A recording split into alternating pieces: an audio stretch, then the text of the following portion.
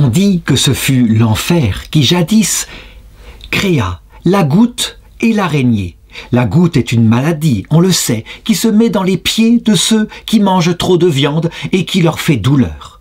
Et l'araignée, quant à elle, eh bien, on en a peur à cause de ses 8 pattes qui infectent la maison. Le diable proposa à ces 2 créatures de tirer à la courte paille pour voir le lot qui serait pour elles le mieux. L'araignée choisit de vivre dans des palais et de se mettre au plafond et d'y tendre sa toile.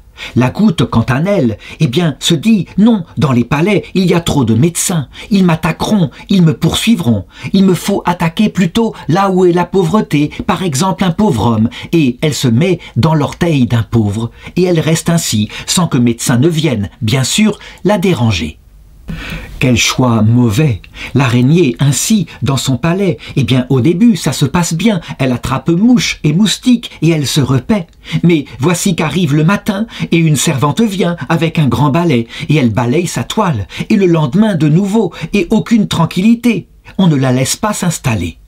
Quant à la goutte, eh bien, ce n'est pas mieux. Elle est dans son pauvre, et le pauvre, il doit travailler, goutte ou pas goutte, et il se lève le matin, et il coupe du bois. Et voici la goutte ainsi bien tourmentée, jamais tranquille, jamais en repos sur un lit de repos.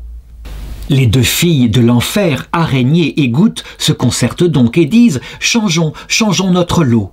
Et c'est ce qu'ils font.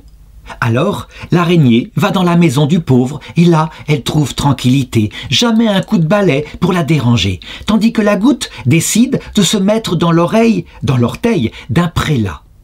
Et elle le condamne à ne jamais du lit bouger. Cataplasme, Dieu sait, les gens n'ont pas de honte de faire aller le mal toujours de pis en pis.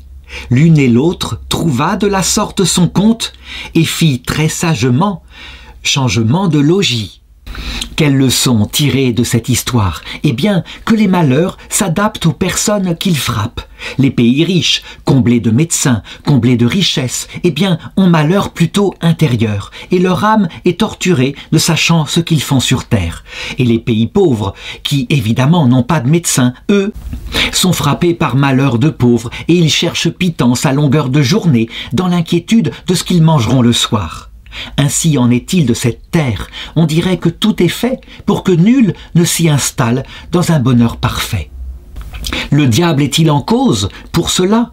Je dirais plutôt Dieu, parce que Dieu le sait, cette terre n'est qu'une tente passagère, on ne doit pas y rester.